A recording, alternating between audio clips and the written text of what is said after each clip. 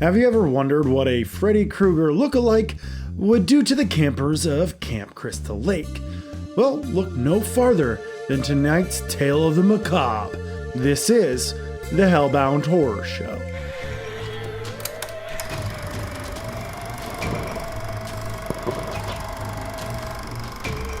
In a year that is known for being one of the best years for slasher films, The Burning may be the best slasher film that 1981 has to offer. There were great slashers like My Bloody Valentine, Halloween and Friday the 13th Part 2, The Prowler, and many others that were released in 1981, but The Burning outclasses nearly all of them. One of the major things going for The Burning is that it was based on an actual urban legend of Cropsey, the Maniac. It's an urban legend as old as time itself and was the focal point around many campfires on Staten Island. Many kids grew up with this cautionary tale and is really ingrained in New York State's culture. The idea of making this urban legend into a film all started in 1979 with the director, Tony Maylam, and the producer Harvey Weinstein, yeah, that Harvey Weinstein, talking about scary ideas that they wanted to adapt into film. Successful low-budget horror was a new hot trend in Hollywood, and films like The Texas Chainsaw Massacre and Halloween really paved the way. So the two started writing out an idea and even initiated the project before the original Friday the 13th hit theaters. The Burning was Harvey Weinstein's first writing and producing credit. It helped jumpstart his career. Now, I know Harvey Weinstein has done some terrible things, but sometimes you need to separate the art from the artist. If you don't, you'll end up hating most pieces of art. Yeah, people suck. And The Burning is art. It masterfully balances enjoyable characters, rustic cinematography, tight editing, and wonderful gore by Tom Savini. And I'm getting a bit ahead of myself, so let's slow it down and talk about the synopsis. The movie starts with the inception of Cropsey the Maniac. The young kids at a summer camp want to scare the shit out of Cropsey, who is a rude caretaker of sorts. The kids get more than they bargained for when their prank goes terribly wrong. They burn Cropsey alive. Oops, looks like that prank was overdone.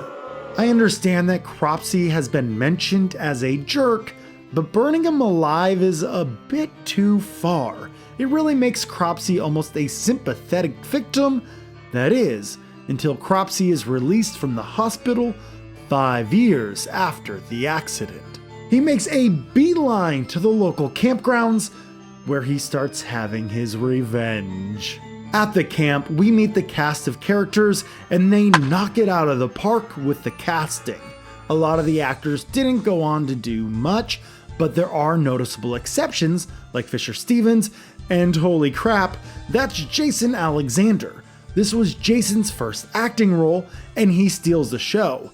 He doesn't have the biggest part, but already he was a natural.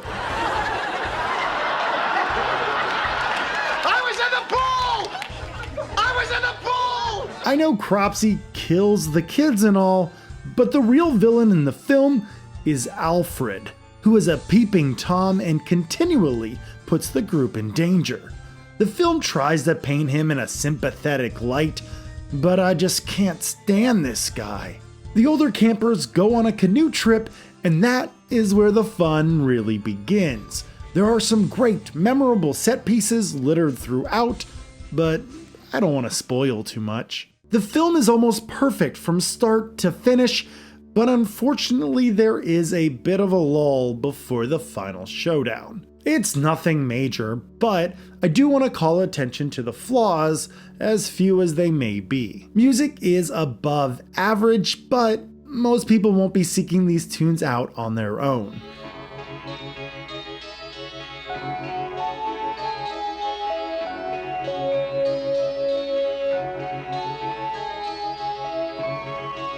It serves its purpose and is satisfactory, but it doesn't go above and beyond.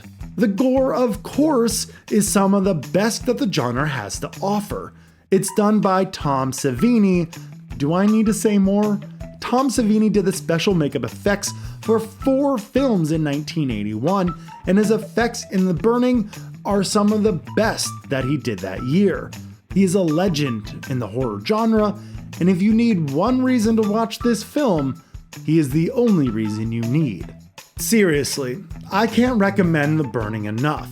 It is the perfect summer camp horror film, and I argue that it has a better camp feeling than any of the Friday the 13th films. It's a fantastic slasher, and honestly, you can't call yourself a slasher fan without seeing The Burning. And as always, thank you so much for watching. Stay healthy, stay safe, and take care, everyone.